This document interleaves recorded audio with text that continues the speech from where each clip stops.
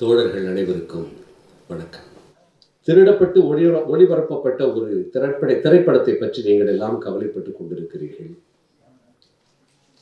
நாம் திருடப்பட்ட எங்கள் மக்களின் வரலாற்றை பேச வந்திருக்கிறேன். எந்த வேட்பாளருக்கு என்ன பலம் கிடைக்கும் என்பதை பற்றி நீங்கள் பேசிக் கொண்டிருக்கிறீர்கள். எங்கள் மக்களுக்கு தண்ணீர் தர மறுத்த ஒரு குளத்தை பற்றி நான் பேச வந்திருக்கிறேன். நீங்கள் உங்கள் ஆளுபவர்களை பற்றி யோசித்துக் கொண்டிருக்கிறீர்கள். நான் என் அப்பனை பற்றி பேச வந்திருக்கிறேன். அருமை நண்பர்களே, உங்களுடைய முழு கவனத்தையும் நான் கூறுகிறேன். தோழர்கள் சொன்னது போல 2 செய்திகளையும் சொல்லிவிடுகிறேன். ஒன்று, அவரே சொல்லிவிட்டால் உங்களுடைய அந்த மொபைல் தொலைபேசியை தயவு செய்து அணைத்து விடுங்கள். இரண்டாவதாக, தாமதமாகிறது, இல்லை போக வேண்டும் என்பதற்காகவெல்லாம் எனக்கு எந்த சீட்டையும் கொடுத்து விடாதீர்கள். தாமதமாகிறது என்று சொன்னால் அது தாராளமாக போய்விடுங்கள். எல்லோருமே கூட போய்விடுங்கள். நான் ஒருவனாக இருந்து பேசிவிட்டு நாளை கதவை சாத்திவிட்டு வருகிறேன். மகத்குள போராட்டம் பற்றி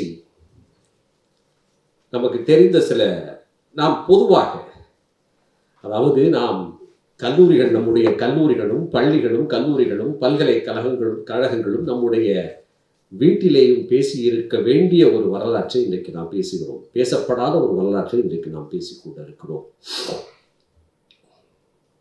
மகத்குள போராட்டம் என்று சொன்னால் நாம் அனைவரும் அறிந்தது, அந்த குடிக்கும் நீருக்காக டாக்டர் அம்பேத்கர் அவர்கள் போகிறார், அந்த நீரை குடிக்கிறார். அங்கே குறிப்பாக பார்ப்பனர்கள் அதை எதிர்க்கிறார்கள். அங்கே ஒரு போராட்டம் நிகழ்ந்தது என்கிற ஒரு கைண்ட் ஆஃப் ஒரு மெட்டா நரேட்டிவ், ஒரு பெருங்கதையாடல் அளவிற்கு தான் நாம் அதை புரிந்து வைத்திருக்கிறோம். நான் சில கேள்விகளை மட்டும் உங்களிடத்திலே வைத்துவிட்டு என்னுடைய உரைக்குள் போகிறேன். அது குடிநீருக்காக நடந்த போராட்டமா? அது உண்மையில் ஒரு போராட்டமா?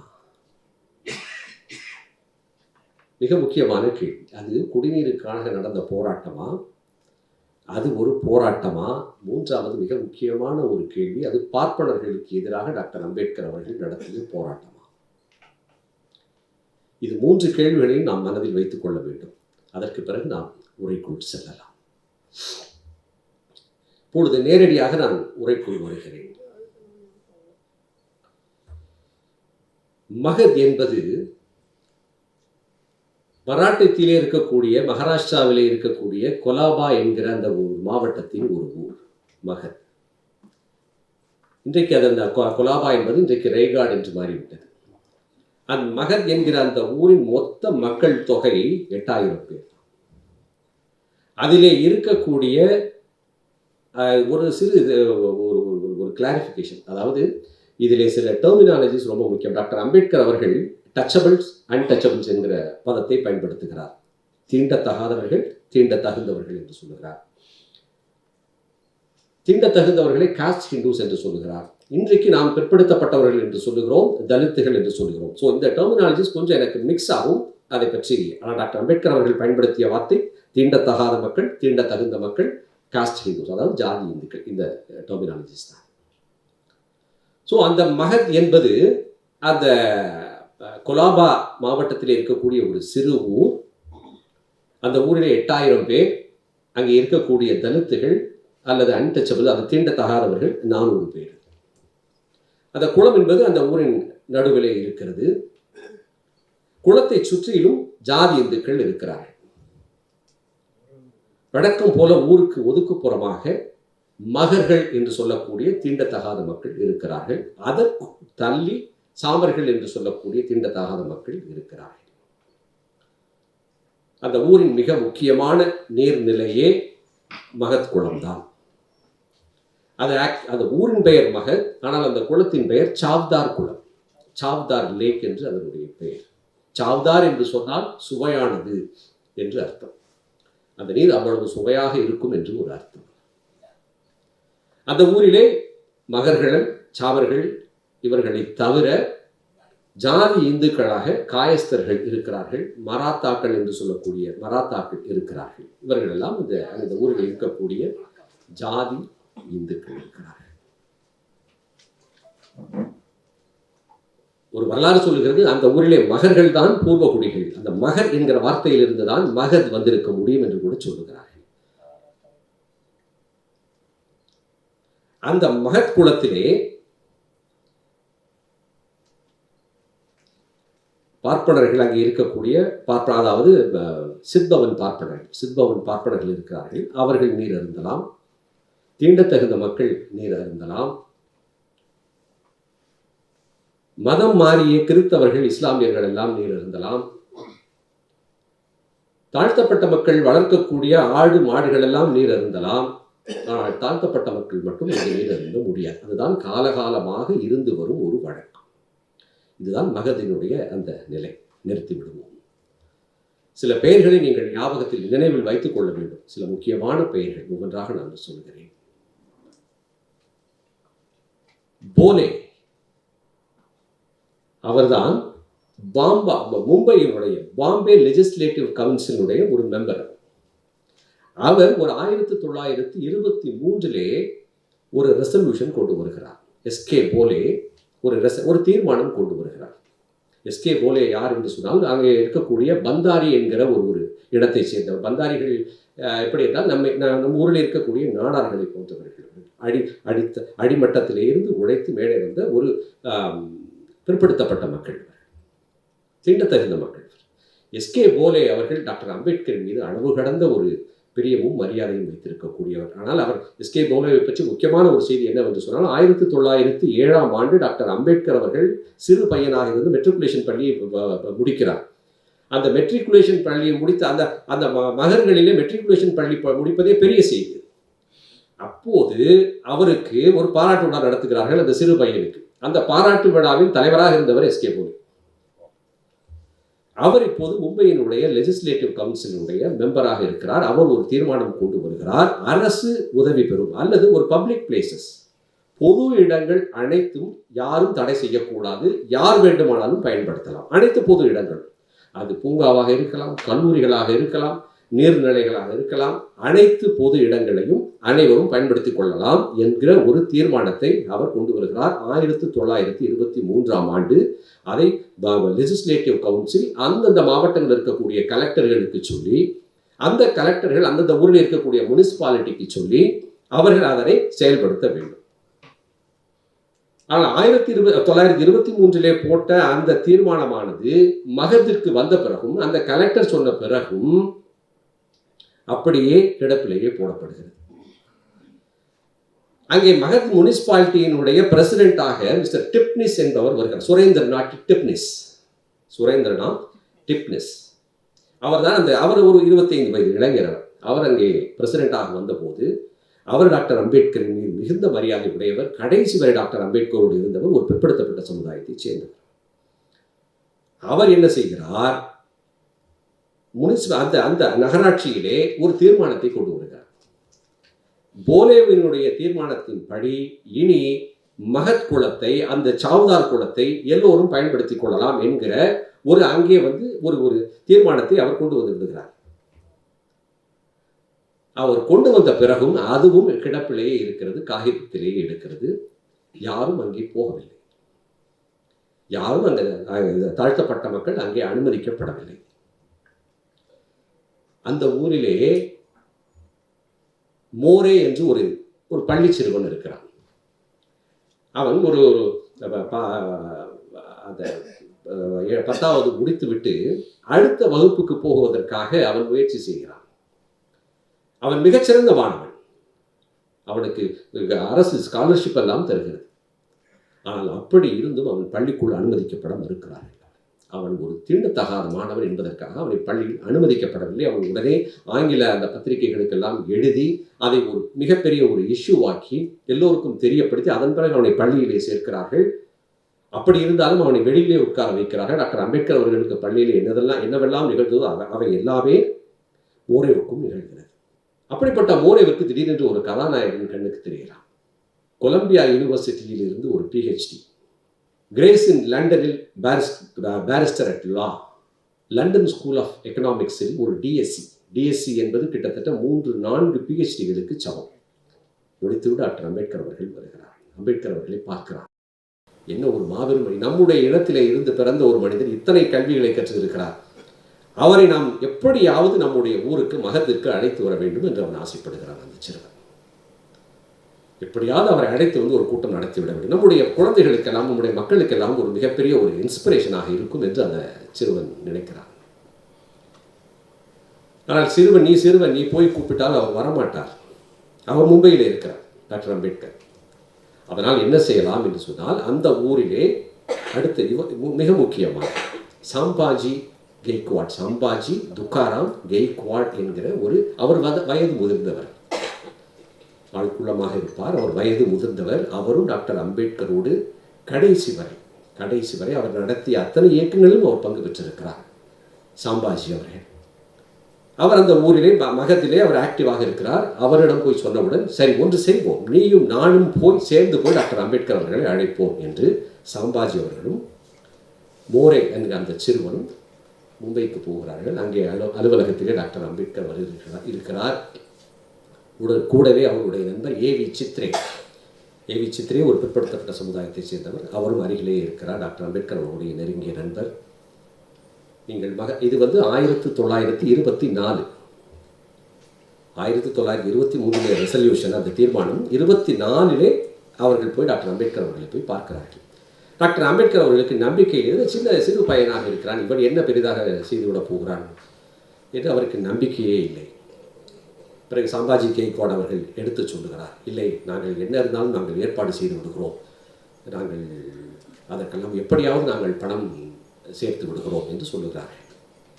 டாக்டர் அம்பேத்கர் அவர்களுக்கு நம்பிக்கையே இல்லை. அவர் என்ன செய்கிறார், ஏவி சித்திரை பக்கத்தில் உட்கார்ந்த ஒரு நண்பர் ஏவி சித்திரையை அழைத்து, நீங்கள் போங்கள், மகத்துக்கு போங்கள், போய் இந்த பசங்கள் என்னதான் செய்கிறார்கள் என்று பார்த்து விட்டு வாருங்கள் என்று அவர் சொல்லுகிறார்.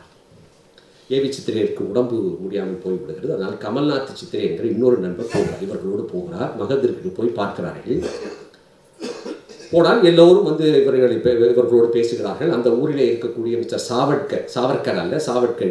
சாவட்கர் என்கிற அவரும் அங்கே ஆக்டிவாக இருக்கக்கூடிய ஒரு மெம்பர். அவரும் வந்து இவர்களோடு பேசுகிறார்கள். பக்கத்திலே இருக்க கிராமங்களுக்கெல்லாம் போய் பார்க்கிறார்கள். அங்கே இருக்க மக்களோடு போய் பேசுகிறார்கள்.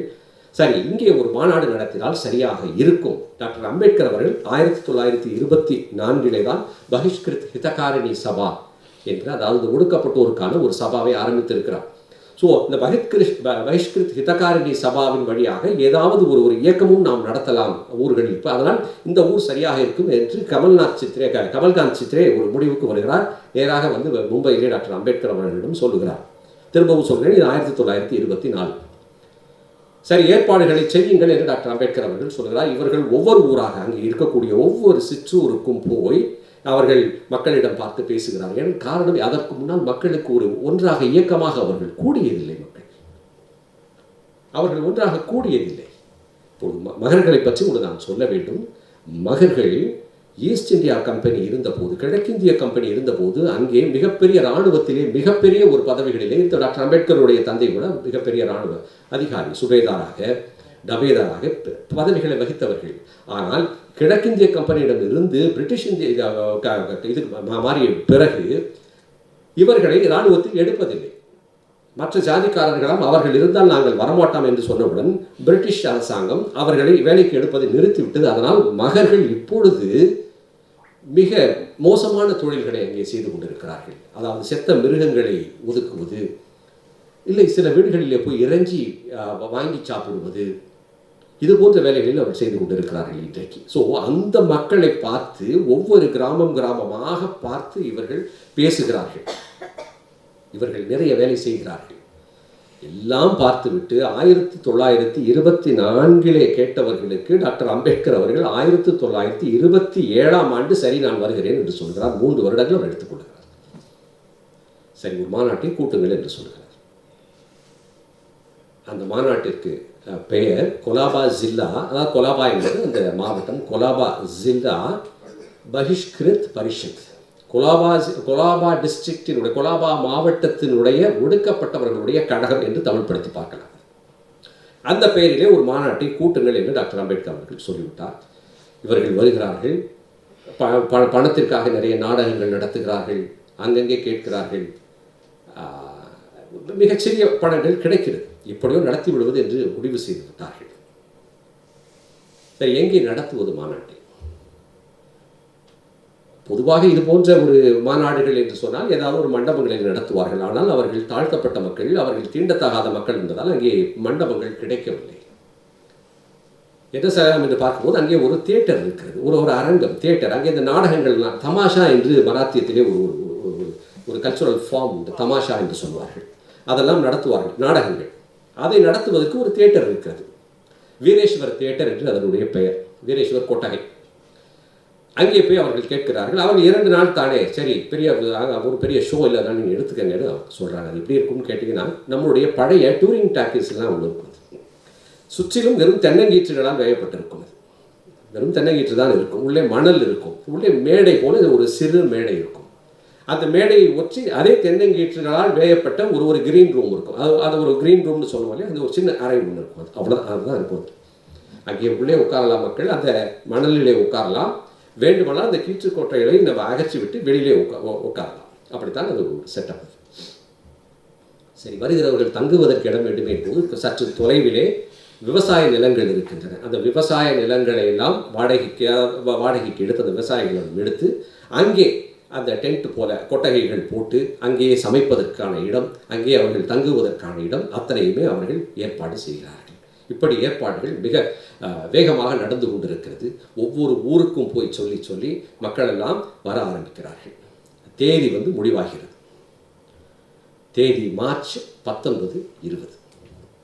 1927 மார்ச் 19, 20 2 நாட்களும் உங்களுக்கு மாநாடு என்று ஒதுக்கப்பட்டுவிட்டது.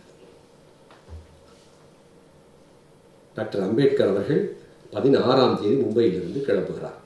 இந்த மாநாட்டுக்கு டாக்டர் அம்பேத்கர் அவர்கள், ஏவி சித்ரே அவர்கள், டாக்டர் அம்பேத்கர் அவர்களுடைய சகோதரர் பல்ராம் அம்பேத்கர் அவர்கள் எல்லோருமே கிளம்புகிறார்கள். 16ஆம் தேதி ஒரு போட், ஒரு படகிலே கிளம்பி 19ஆம் தேதி காலை அவர்கள் ஊருக்கு மகத்திற்கு சேர்கிறார். டாக்டர் அம்பேத்கர் அவர்கள் மகத்திற்கு வருவது அதுதான் முதல் முறை. நேராக அவரை கொண்டு போய் அந்த கவர்மெண்ட் கெஸ்ட் ஹவுஸ், அந்த டிவி இருக்கும் இல்லையா, அங்கே அவங்க தங்க வச்சுருக்காங்க. இங்கே மக்கள் இருக்கிறார்கள். அங்கே 12 மணிக்கு அங்கே போயிடுறாங்க. இப்போது மக்கள் எல்லாம் வருகிறார்கள். கிட்டத்தட்ட ஒரு 3000 மக்கள் அங்கே குடிவிட்டார்கள். அந்த அந்த அந்த கொட்டகைக்குள்ளே இருக்கிறார்கள் மக்கள் எல்லாம். மகதிகள் பூர்வகுடிகள் என்று நான் சொன்னேன். அவர்களுக்கு ஒரு பழக்கம் இருக்கும். அதாவது அங்கே இருக்கக்கூடிய அந்த தெய்வங்களை எல்லாம் அவர்கள் குச்சியில் அடித்தால்தான் அந்த தெய்வங்களுக்கெல்லாம் உயிர் வரும் என்று ஒரு நம்பிக்கை இருக்கிறது அங்கே. அதனால் அவர்கள் கைகளில் எப்பொழுதுமே ஒரு குச்சியை வைத்திருப்பார்கள். 3000 மக்கள் அந்த அரங்கத்திலே குச்சியோடு உட்கார்ந்திருக்கிறார்கள். அந்த கம்போடு அவர்கள் உட்கார்ந்திருக்கிறார்கள். இதுவரை அவர்கள் டாக்டர் அம்பேத்கரை பார்த்ததில்லை. இந்த மாநாட்டின் வரவேற்புரை ஆற்றப் போகிறவர் சாம்பாஜி கேக்வாட் அவர்கள், அந்த வயதானவர். அந்த பேச்சாளர்களை எல்லாம் அறிமுகப்படுத்த போகிறவர் மோரே. சிறப்பு பேச்சாளர் சகஸ்ர புத்தே என்கிற ஒரு பார்ப்பனர். அவரும் டாக்டர் அம்பேத்கரோடு கடைசி வரை இருந்தவர். The president of conferences doctor Ambedkar. இதுதான் அமைப்பு. மாநாட்டிலே மக்கள் எல்லாம் உட்கார்ந்திருக்கிறார்கள். இதுவரை அவர்கள் பார்த்தது கிடையாது. டாக்டர் கேள்விப்பட்டிருக்கிறார்கள், தலைவராக பார்த்தது கிடையாது என்று இல்லை. இது டாக்டர் அம்பேத்கரை அப்படி ஒரு மனிதரையே அவர்கள் பார்த்தது கிடையாது. அப்படி ஒரு மனிதர், இப்படி ஒரு படித்த ஒரு மனிதர், இத்தனை பேரையும் எங்கெங்கிருந்தோ காக்க வைத்த ஒரு மனிதரை அவர்கள் அப்படி கைண்ட் ஆஃப் ஒரு பர்சனாலிட்டியை அவர்கள் பார்த்ததில்லை. காத்து கொண்டிருக்கிறார்கள். 5 மணிக்கு டாக்டர் அம்பேத்கர் அவர்கள் அந்த அரங்கத்திற்கு உள்ளே வருகிறார். மக்கள் எல்லாம் எழுந்து அந்த குச்சியோடு எழுந்து நிற்கிறார்கள். எந்த ஒரு வால் நட்சத்திரமும் அவர்களுக்கு வழிகாட்டவில்லை. உங்கள் தேவதூதன் அங்கே இருக்கிறார் என்று. அவர்கள் கைகளிலே முத்துக்களும் பவளங்களும் இல்லை, அவர்கள் அரசர்களும் இல்லை. ஆனால் அவர்கள் டாக்டர் அம்பேத்கர் அவர்களை மீட்பராக பார்த்தார்கள். எங்களுடைய ராஜா உள்ளே வருகிறார் என்று அத்தனை மக்களும் எழுந்து நிற்கிறார்கள். உள்ளே வந்த பிறகு டாக்டர் அம்பேத்கர் அவர்கள் மேடையில் அமர்கிறார். அவர் பேச துவங்குகிறார். நன்றாக நீங்கள் கவனிக்க வேண்டியது, இங்கே எந்த இடத்திலும் நான் நீரை பற்றியோ குளத்தை பற்றியோ எதுவுமே நான் பேசவில்லை. அது ஒரு மாநாடு, அவ்வளவுதான். டாக்டர் அம்பேத்கர் அவர்களும் அங்கே பேசுகிறார். அவர் பேசியதே அத்தனை முதலிலே அவர்களுடைய வரலாற்றை சொல்கிறார். நாம் எப்படி இருந்தோம், இராணுவத்திலே மிகப்பெரிய பதவிகளில் இருந்தோம், சுபேதார்களாக டபேதார்களாக மிகப்பெரிய பதவிகளில் இருந்தோம். அப்பொழுது நாம் எல்லோருமே கல்வி கற்றோம், பெண்கள் உட்பட. காரணம், வெள்ளைக்காரர்கள் கட்டாய கல்வி நமக்கு கொடுத்தார்கள். ஆனால் இன்றைக்கு நாம் இராணுவத்தில் இல்லை. எல்லோரும் என்ன செய்து கொண்டிருக்கிறீர்கள்? அடுத்தவன் வீட்டிலே போய் சாப்பாட்டிற்கு நின்று கொண்டிருக்கிறீர்கள், அவர்களுடைய செத்த மிருகங்களை எடுத்து கொண்டிருக்கிறீர்கள், குடிக்கிறீர்கள், பெண்களை இளம் வயதிலேயே திருமணம் செய்து கொடுக்கிறீர்கள், இவ்வளவும் செய்து கொண்டிருக்கிறீர்கள். முதலில் உங்களுக்கு தேவை சுயமரியாதை. சுயமரியாதையை வளர்த்துக் கொள்ளுங்கள். பிச்சை எடுப்பதை நிறுத்துங்கள். விவசாயத்தில் ஈடுபடுங்கள். குழந்தைகளை கல்வி கற்க அனுப்புங்கள் என்று சொல்லி அந்த உரையை முடிக்கிறார். இதுதான் அவருடைய அன்றைய உரை, முதல் நாள் உரை. அவர் பேசி முடித்த பிறகு 33 தீர்மானங்கள் போடப்படுகின்றன. அந்த மாநாட்டுக்கு 33 தீர்மானங்கள். அந்த 33 தீர்மானங்களும் யாருக்கு என்பது, யாரை நோக்கி என்பது மிக முக்கியம். ஒன்று, to the government. Number 2, to the touchables. Number 3, to the untouchables, not to the Brahmins. Government அவர் யாரை முதன்மைப்படுத்துகிறார் என்று பாருங்கள். 1, to the touchables. 2, to the government. 3, to the untouchables. ஒவ்வொருக்கும் சேர்த்து 33 தீர்மானங்களை போடுகிறார். டு த டச்சபிள்ஸ் அவர் என்ன சொல்கிறார் என்று கேளுங்கள். நீங்கள் இங்கே உங்களோடு இருக்கக்கூடிய அந்த தீண்டப்படாத மக்களுக்கு ஏதாவது அவர் பொது இடங்களுக்கு அவர்கள் போக வேண்டும் என்று சொன்னால் நீங்கள் அவர்களுக்கு உதவி செய்யுங்கள். அவர்கள் பொது இடங்களில் நுழைவதற்கு நீங்கள் உதவி செய்யுங்கள். உங்கள் வீட்டிலே அவர்களை வேலையாட்களாக வைத்துக் கொள்ளுங்கள். அவர் கேட்கிறது அவ்வளவுதான். உங்களுடைய வீட்டிலே அவர்களை வேலையாட்களாக வைத்துக் கொள்ளுங்கள். அவர்களுடைய குழந்தைகள் கல்வி கற்பதற்கு ஏதாவது நீங்கள் உதவி செய்யுங்கள். இதுதான் அவர் கேட்கிறார். அடுத்ததாக, டு த கவர்மெண்ட். அரசு அந்த வீணாக போன நிலங்களை எல்லாம் மகர்களுக்கு கொடுங்கள், அவர்கள் விவசாயம் செய்து பிழைத்துக் கொள்ளட்டும். பள்ளிகளை திறந்து விடுங்கள், பள்ளி விடுதிகளை திறந்து விடுங்கள், அந்த குழந்தைகள் படிக்கட்டும், அவர்களுக்கு ஸ்காலர்ஷிப் கொடுங்கள், அவர்கள் இன்னும் படிப்பார்கள். தயவு செய்து செத்த மிருகங்களை தூக்கக்கூடாது, யாரும் எடுக்கக்கூடாது என்று நீங்கள் சட்டம் போடுங்கள். கட்டாய மது விலக்கு கொண்டு வாருங்கள். இதெல்லாம் அரசுக்கு சொல்லுகிறார். To the government and to the untouchables. அவர்களுக்கு என்ன சொல்கிறார், அன்டச்சபிள்ஸ்க்கு என்ன சொல்கிறாங்கன்னு கேட்டிங்கன்னா, நீங்கள் உங்களுடைய குழந்தைகளை, பெண் பிள்ளையாக இருந்தால் 15 வயதிற்கு கீழே திருமணம் செய்து கொடுக்காதீர்கள், ஆண் பிள்ளையாக இருந்தால் 20 வயதிற்கு கீழே திருமணம் செய்து கொடுக்காதீர்கள், பிச்சை எடுக்காதீர்கள், விவசாயம் செய்யுங்கள், குழந்தைகளை படிக்க வையுங்கள். இதுதான் அவருடைய அந்த தீர்மானம். இதில் மிக முக்கியமானது அந்த டச்சபிள்ஸ், அதாவது தீண்டப்படுகிற மக்களுக்கு சொன்ன ஒரு முக்கியமான ஒரு தீர்மானம் என்பது, அதில் ஒரு முக்கியமான தீர்மானம், ஜாதி ஒழிப்பு என்பதற்காக ஒருவேளை இங்கே ஒரு அதாவது இன்டர்காஸ்ட் மேரேஜ், கலப்பு திருமணம் நடந்தால் அதை நீங்கள் அனுமதியுங்கள் என்று ஒரு தீர்மானத்தையும் அவர் சொல்கிறார். ஸோ இதுதான் அந்த 33 தீர்மானங்கள். இந்த 33 தீர்மானத்தையும் ஆதரித்து பேசுவதற்கு இருவரை அழைக்கிறார்கள். ஒருவர் மிஸ்டர் ஜோஷி, அடுத்தவர் மிஸ்டர் தாரியா. ஜோஷி அண்ட் தாரியா அவர்கள் இருவரும் அந்த ஊரை சேர்ந்த டச்சபிள் கம்யூனிட்டி, அதாவது பிற்படுத்தப்பட்ட மக்கள். அவர்கள் இருவரும் எழுந்து பேசுகிறார்கள். இவர்களும் எழுந்து பேசிவிட்டு, நாங்கள் அத்தனையுமே ஏற்றுக்கொள்கிறோம், ஆனால் அந்த கலப்பு திருமணத்தை மட்டும் நாங்கள் ஏற்றுக்கொள்ள மாட்டோம் என்று அவர்கள் சொல்லுகிறார்கள். நல்லது, இதுதான் அந்த. இப்பொழுது நன்றியுரை வருகிறது. நன்றியுரை கோபால் ஜாதவ் என்கிறவர் நன்றியுரை சொல்கிறார். நன்றி, அதாவது விழாவிற்கு வந்திருப்பவர்கள், விழா முடிய போகிறது. நன்றி முடிக்க வேண்டும். இது அந்த அந்த தீர்மானங்களோடு அது முடிந்து விடுகிறது. அடுத்த நாள் காலை திரும்பவும் மாநாடு ஆரம்பிக்கிறது. மாநாட்டிலே சில தலைவர்கள் பேசி முடித்த பிறகு நன்றியுரை வருகிறது. நன்றியுரை கோபால் ஜாதவ் அவர்கள் சொல்லுகிறார், மாநாடு முடிய போகிறது, சிறப்பாக நடத்தினீர்கள், நன்றி என்று. அதை வழிமொழிவதற்காக ஏவி சித்ரே அவர்கள் வருகிறார். ஏவி சித்ரே டாக்டர் அம்பேத்கர் அவர்களுடைய நண்பர். ஆல்மோஸ்ட் முடிஞ்சிருச்சு மாநாடு. இப்போ எங்கேயுமே மகத் பற்றி எந்த ஒரு சின்ன சின்ன ரெஃபரன்சஸ் தான் இருக்குது. ஸோ மகத் இந்த முடிய போகிற நேரத்தில் ஏவி சித்திரை அவர்கள் என்ன சொல்லுகிறார், மாநாடு முடிய போகிறது, இருந்தாலும் ஏதாவது ஒரு சின்ன ஒரு ஆக்டிவிட்டி இருந்தால் நல்லா, ஒரு சின்ன ஏதாவது ஒரு செயல்பாடு இருந்தால் நல்லா இருக்கும், அதனால் நம்ம ஒன்று பண்ணுவோம். இங்கே நன்றாக கவனித்துக் கொள்ளுங்கள், இது போராட்டம் அல்ல. இது இங்கே இங்கே தண்ணிக்கு ரொம்ப தட்டுப்பாடாக இருக்கு. இந்த மாநாடு நடத்துவதற்கே தண்ணி 40 ரூபாய் கொடுத்து தான் நாங்கள் வாங்கினோம். அவ்வளவு தட்டுப்பாடாக இருக்கிறது. இங்கே மக்களும் அங்கே போய் தண்ணீர் எடுக்க முடியவில்லை.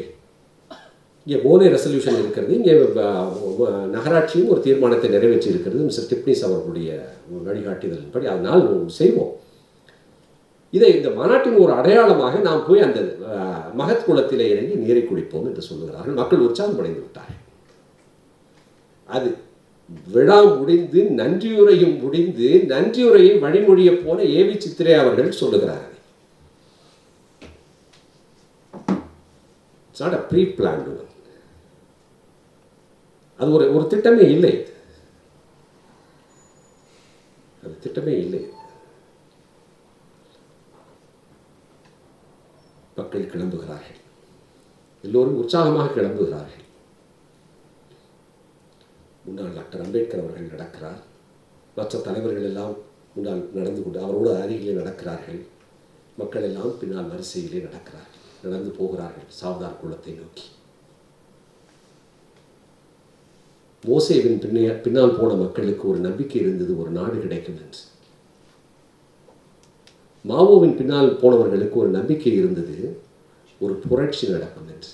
இயேசுவின் பின்னால் போன்றவர்களுக்கு கூட ஒரு நம்பிக்கை இருந்தது, ஒரு ராஜ்யம், பரலோக ராஜ்யம் கிடைக்கும் என்று. இவர்கள் எந்த ஒரு நம்பிக்கையோடும் அங்கே போகவில்லை. அந்த தலைவன் முன்னால் போகிறான், பின்னால் போகிறார்கள். அவர்கள் தண்ணீர் திராட்சை ரசமாக மாற்றப்பட்டு அதை தலைவர் அருந்த போகிறார் என்ற அதிசயத்தை அவர்கள் காணப்போகவில்லை.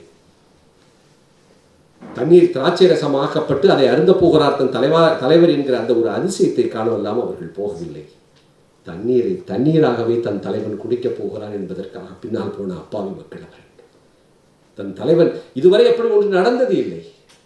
இதுவரை நாம் இப்படி ஒன்று கூடி பார்த்தது கிடையாது. ஒரு ஊர்வலம் போனது கிடையாது. நமக்கு ஒரு தலைவன் இருந்தது கிடையாது. முன்னால் போகிறான், பின்னாலே போகிறார்கள். மகாத்மா காந்திக்கு ஜே அவர்கள் போட்ட முழக்கங்கள் கவனித்துக் கொள்ளுங்கள். மகாத்மா காந்திக்கு ஜே, சிவாஜி மகாராஜுக்கு ஜே என்று சொல்லிக்கொண்டே அவர்கள் போகிறார்கள். டாக்டர் அம்பேத்கர் அவர்கள் குனிந்து அந்த குளத்திற்குள்ளே போய் அந்த குளத்து நீரை எடுத்து அருந்துகிறார். மக்கள் எல்லாம் கண்ணீர் வருகிறது அவர்களுக்கெல்லாம்.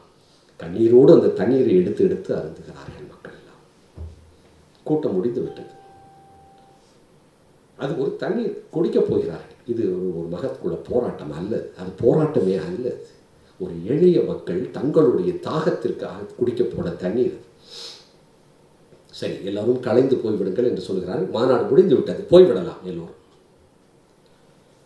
எல்லோரும் மக்கள் அங்கங்கே கிளம்புகிறார்கள். சிலர் அங்கே அவங்களுடைய அந்த ஏற்பாடு செய்திருக்கக்கூடிய அந்த டென்ட்டுக்கு போய் அவங்களுடைய அந்த திங்ஸ் எல்லாம் எடுத்துகிட்டு ஊருக்கு போகலான்னு சில பேர் போகிறாங்க. சில பேர் அங்கே போய் சாப்பிட போகலான்ட்டு போகிறாங்க. சில பேர் அந்த மகத்துக்குள்ளேயே அங்கே போய் அங்கே கடைகள்லாம் இருக்குது, அங்கே ஏதாவது வாங்கலான்ட்டு எல்லாம் போயிட்டுருக்கிறாங்க. டாக்டர் அம்பேத்கரும் அவரை சேர்ந்தவர்களும் அந்த டிராவலர்ஸ் பங்களாவுக்கு போயிடுறாங்க, அரசு விடுதிக்கு போயிடுறாங்க. அந்த நேரத்திலே ஒரு பார்ப்பனரை, ஒரு 2 மணி இருக்கும், ஒரு பார்ப்பனர் கத்திக்கொண்டே ஓடி வருகிறார்.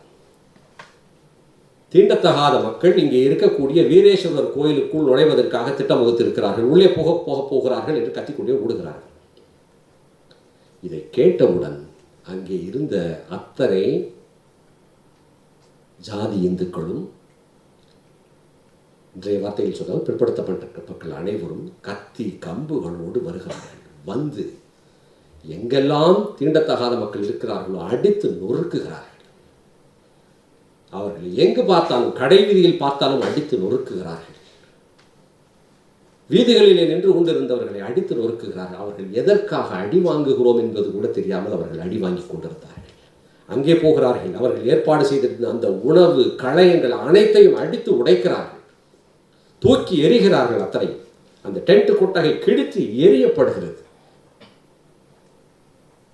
காம்ப்ளே அவர்களும் ராஜ்போஜ் அவர்களும் அந்த கூட்டத்தில் டாக்டர் அம்பேத்கர் அவருக்கு நெருக்கமானவர்கள், அவர்களும் அந்த கூட்டத்திலே மாட்டிக்கொள்கிறார்கள். அவர்கள் ஏதோ பேச போய் அவர்கள் இருவரையும் மிக மோசமாக அவர்கள் திட்டுகிறார்கள். காம்ப்ளேவினுடைய குழந்தையை, அவன் மனைவியும் அங்கே அவரை காப்பாற்ற வருகிறார், அந்த குழந்தையையும் போட்டு அடிக்கிறார்கள். நான் முதலிலே சொன்னேன், சாம்பாஜி கெய்க்வாட் என்ற அந்த வயதான ஒருவர் அவர் அழைக்க போனார்கள் இல்லையா, அவருடைய மகன் ஒருவன் இருக்கிறான், பிகாஜி. அவன் 25 வயது மாணவன் பிகாஜியை அடி என்று அடித்து அவன் தலையை போட்டு அடித்து உடைக்கிறார்கள். மருத்துவமனைக்கு தூக்கி கொண்டு ஓடுகிறார்கள் பிகாஜியை. எல்லோரும் அடித்து நொறுக்குகிறார்கள். சிலர் பிற்படுத்தப்பட்ட மக்கள், சிலர் கதவை சாத்திக் கொண்டு உள்ளே இருக்கிறார்கள். அங்கங்கே போனவர்கள் ஒரு சிலர் உதவி செய்திருக்கிறார்கள். மற்றவர்கள் அனைவருமே வந்து அடித்து நொறுக்கிறார்கள். நான் இதற்காக நான் இந்த புத்தகத்தை படித்து கொண்டிருந்த போது தோழர் சில பதிவுகள் எல்லாம் அனுப்புவார் இந்த ஈரான் யுத்தங்களை பற்றி. அருமை நண்பர்களே, ட்ரம்பை பற்றியும் நெத்தன்யாகுவை பற்றியும் சொல்வதற்கு நமக்கெல்லாம் எந்த தகுதியுமே கிடையாது. ஜாலியன் வாலாபாக் மிக மோசமாக நடந்தது என்று சொல்வதற்கு நமக்கு எந்த தகுதியும் கிடையாது.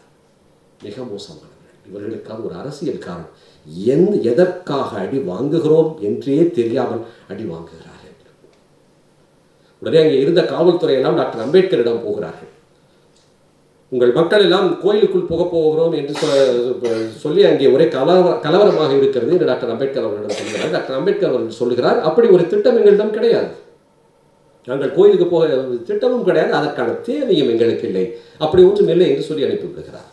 திரும்ப இங்கே வந்தால் எல்லோரும் மக்கள் எங்கு பார்த்தாலும் கலவரமாக இருக்கிறது. சிலர் ஊருக்கு போயிருக்கிறார்கள். சிலர் ஊருக்கு போனவர்களுக்கும் இங்கே இருக்கிற இந்த பிற்படுத்தப்பட்டவர்கள் ஜாதி இந்துக்கள், அங்கே இருக்கக்கூடிய ஜாதி இந்துக்களுக்கு சொல்லி அவர்கள் உங்கள் ஊர் கோயிலுக்குள்ளும் உள்ளே வந்தாலும் வருவார்கள், அவர்களை அடியுங்கள் என்று அங்கேயும் அவர்களை போட்டு அடிக்கிறார்கள்.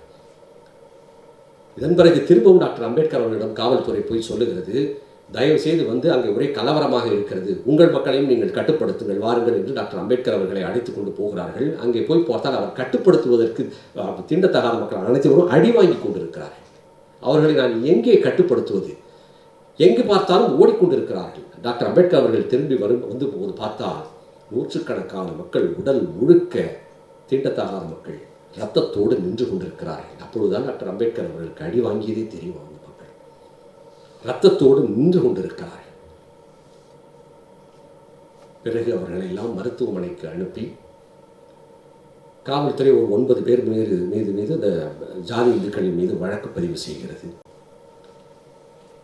டாக்டர் அம்பேத்கர் அவர்கள் அதன் பிறகு அங்கேயே இருக்கிறார். பிகாஜி அவர்கள் மிக மோசம், பிகாஜி அந்த சிறுவன் சாம்பாஜியினுடைய பையன் மிக மோசமாக அவன் தலையில் அடிக்கப்பட்டு தலையிலே ஒரு செப்சிஸ் என்று சொல்வார்கள், அந்த செப்சிஸோடு அவன் அவதிப்படுகிறான். அவன்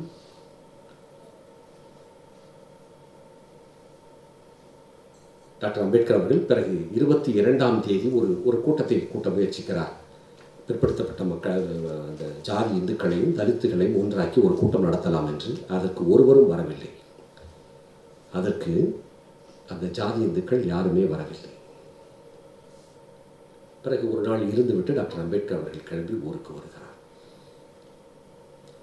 மிக மோசமான சம்பவம் இதற்கு பிறகுதான் நடந்தது. அவர்கள் என்ன செய்கிறார்கள், தாழ்த்தப்பட்ட மக்கள் குளத்திற்குள் இறங்கியதால் குளம் தீட்டாகிவிட்டது என்று சொல்லி பார்ப்பனர்களை வைத்து இந்த பஞ்சகாவியம் என்று சொல்லுகிறார்கள் இல்லையா, அதாவது மாட்டு பால், மாட்டு தயிர், மாட்டு மூத்திரம், இவை எல்லாவற்றையும் கலந்துதான் பஞ்சகவ்யம் என்று. ஒரு 108 குடங்களில் அந்த பஞ்சகவ்யத்தை செய்து அதை தண்ணீருக்குள்ளே கொட்டுகிறார்கள். யோசித்து பாருங்கள், மனிதன் தொட்டால் தீட்டு என்று சொல்லி மாட்டினுடைய மூத்திரத்தை உள்ளே கொட்டுகிறார்கள். நெத்தன்யாகு மோசமானவனா, இவர்கள் மோசமானவர்களா? யோசித்து பாருங்கள். டாக்டர் அம்பேத்கர் அவர்களை அது மிகவும் காயப்படுத்தி விடுகிறது. அவர்கள் அடித்ததை காட்டிலும், ரத்தம் வர வர அடித்ததை காட்டிலும் இந்த பியூரிஃபிகேஷன் செரிமனி இருக்கு பாருங்க, அதை சுத்தப்படுத்துவதற்காக அவர் செய்தது, அவரை அதுவும் இந்த ஜாதி இந்துக்கள் செய்தது அவரை மிகவும் காயப்படுத்தி விடுகிறது. மிகவும் காயப்படுத்தி விடுகிறது. மும்பைக்கு வந்து விடுகிறார் டாக்டர் அம்பேத்கர் அவர்கள். பத்திரிகைகள் எல்லாம் ஒன்று இதை கேலி செய்து எழுதுகின்றன, இல்லை எழுதவே இல்லை, எதுவும் பெரிதுபடுத்தி எழுதவே இல்லை. அப்பொழுதுதான் அவர் உடனே மார்ச் மாதம் இது நடக்கிறது, ஏப்ரல் மாதமே அவர் அந்த பகிஷ்கிருத் பாரத் என்கிற அந்த பத்திரிகையை அவர் தொடங்குகிறார். அதாவது ஒடுக்கப்பட்ட பாரதம் என்கிற பெயரிலே ஒரு பத்திரிகையை துவங்குகிறார். அதிலே இதற்கெல்லாம் அவர் பதில் சொல்லுகிறார். ஜூலை மாதம் அங்கங்கே மும்பையிலே சில கூட்டங்களும் நடக்கின்றன. ஜூலை மாதம் விதர்பாவிலே நடந்த ஒரு கூட்டம், அவருடைய பேச்சு என்பது மிக ஆழமான ஒரு பேச்சு. அவர் சொல்லுகிறார், ஜாதி இந்துக்களை நாங்கள் நம்பியிருந்தோம், பட் they are Brahminized. அவர்கள் பார்ப்பனமயமாகிவிட்டார்கள். It is not an attack by hooligans. இது ஒரு கூலிப்படை தாக்கியதல்ல. மிக கவனம். டாக்டர் அம்பேத்கருடைய வார்த்தைகள் அவ்வளவு அழகான வார்த்தைகள். It is not an attack by hooligans. It is a crusade between touchables and untouchables என்கிறார். crusade என்கிற வார்த்தை மிக, ஆனால் அதற்கு அவர் எக்ஸ்பிளனேஷன் கொடுக்கல. That is a open statement. உட்கார்ந்து யோசித்து பார்த்தால் என்ன ஒரு அழகான வார்த்தை. crusade என்பது சிலுவை போர். உண்மையை சொல்ல போனால் crusade என்பதற்கு அர்த்தம் அறப்போர் என்பதுதான். ஆனால் நமக்கு வரலாற்றிலே நமக்கு தெரிந்தது சிலுவை போர். இஸ்லாமியர்களும் கிறிஸ்தவர்களும் சேர்ந்து நடத்திய சிலுவை போர். இஸ்லாமியர்களும் கிறிஸ்தவர்களும் ஒரே வழியில் வந்தவர்கள். ஆப்ரஹாமிக் ரிலிஜன், ஆப்ரஹாமின் புதல்வர்கள் அவர்கள், அண்ணனும் தம்பிகளும் தான். It is a crusade between touchables and untouchables. என் குலம் என்று உன்னை தன்னுடன் ஒட்டிய மக்கட்பெருங்கடல் என்று என்னை ஒட்டி அணைத்திருக்க வேண்டிய அந்த பிற்படுத்தப்பட்ட மக்கள், அந்த ஜாதி இந்துக்கள் எங்களை தீண்டத்தகாதவர்கள் என்று சொன்னதோடு, எங்களை அடித்து விரட்டியதோடு ஒரு பியூரிஃபிகேஷன் சர்க்கிள் அதையும் நடத்தியிருக்கிறார்கள். அது அவர் இதை பேசுகிறார். அங்கே போய் சத்தியசோதக் சமஜ் இருக்கிறது. ஃபூலே அவர்களுடைய சத்தியசோதக் சமஜ் இருக்கிறது. அதை டாக்டர் அம்பேத்கர் அவர்கள் சொல்லுகிறார். ஃபூலே ஆரம்பித்த அந்த சத்தியசோதக் சமஜிலே அவர்கள் இருப்பார்கள். ஜாதி இந்துக்கள் புத்தனை பற்றி பேசுவார்கள், காந்தியை பற்றி பேசுவார்கள், இயேசுவை பற்றி பேசுவார்கள். ஆனால் தாழ்த்தப்பட்டவர்கள், தீண்டத்தகாத மக்கள் என்று வந்தால் கதவை சாத்திக் கொள்ளுகிறார்கள். மேலும் சொல்லுகிறார் அவர், இதுவரை நான் தீண்டத்தகாத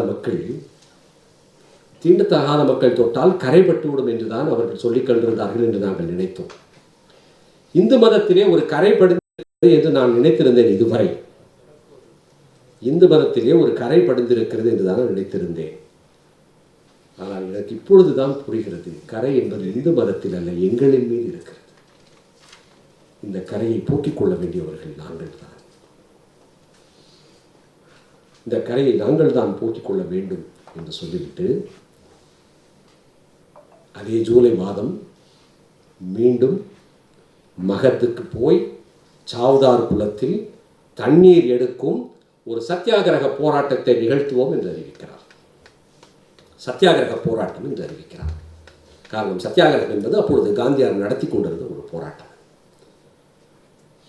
நமக்கு கூட எதற்கு டாக்டர் அம்பேத்கர் அவர்கள் சத்தியாகிரகத்தை நடத்துகிறார் என்று நமக்கு தோன்றுது. அருமை நண்பர்களே, அந்த சத்தியாகிரகத்திற்கு டாக்டர் அம்பேத்கர் அவர்களுடைய கொடுக்கிற விளக்கம் இருக்கிறது பாருங்கள். அது அவர் சொல்லுகிறார், சத்தியாகிரகம் என்று சொன்னால் ஏதோ அழிச்சாட்டியமாக ஒன்றை செய்யாத என்றால் நாங்கள் வம்புக்கு செய்வோம் என்பது அல்ல. உண்மை பொய் என்று ஒரு எதற்குமே ஒரு உண்மை அல்லது பொய் என்று ஒன்று இருக்கிறது.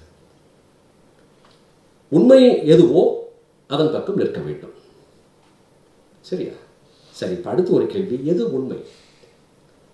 எது உண்மை? உண்மை என்று எப்படி நீங்கள் எது உண்மை என்று எப்படி நீங்கள் தெரிந்து கொள்வீர்கள்? எப்படி ஒரு உண்மையை நிர்ணயிப்பீர்கள்? காந்தியாரை கேட்டால் என்னுடைய அந்தராத்மா சொல்வதுதான் உண்மை என்று அவர் சொல்வார். அது அப்ஸ்ட்ராக்ட். டாக்டர் அம்பேத்கர் அவர்கள் சொல்லுகிறார், எவையெல்லாம் சகோதரத்துவத்தை உண்டாக்குகிறதோ அதையெல்லாம் உண்மை. சமத்துவத்தை விரும்புகிறவன் தான் சகோதரத்துவத்தை உருவாக்குவான். சகோதரத்துவத்தை உருவாக்குகிற, சமத்துவத்தை விரும்புகிற ஒருத்தன் எதற்காக பாடுபடுகிறானோ அதுதான் உண்மை. சத்தியாகிரகம் என்பது சகோதரத்துவத்திற்கானது. எங்களை அடித்து விரட்டிய அந்த ஜாதி இந்துக்களையும் சேர்த்து, அவர்களுக்காகவும் சேர்த்து நாங்கள் செய்கிற அந்த சகோதரத்துவத்திற்கு it is not satyagraha, it is nation building என்று சொல்லி, இந்த தேசத்தை நாங்கள் கட்டி எழுப்புகிறோம் என்று சொல்லுகிறார். இந்த தேசத்தை நாங்கள் கட்டி எழுப்புகிறோம். அடுத்து சொல்லுகிறார், சத்தியாகிரகம் என்று சொன்னால் சில பேர் என்ன சொல்லுகிறார்கள் என்றால் நான் வயலன்ஸ் என்று சொல்லுகிறார்கள். வன்முறையற்றது தான் சத்தியாகிரகம் என்று சொல்லுகிறேன். நான் அதை ஏற்றுக்கொள்ள மாட்டேன். வன்முறையற்று ஒரு அநியாயமான செயலை செய்தால் ஒத்துக்கொள்வீர்களா என்ன?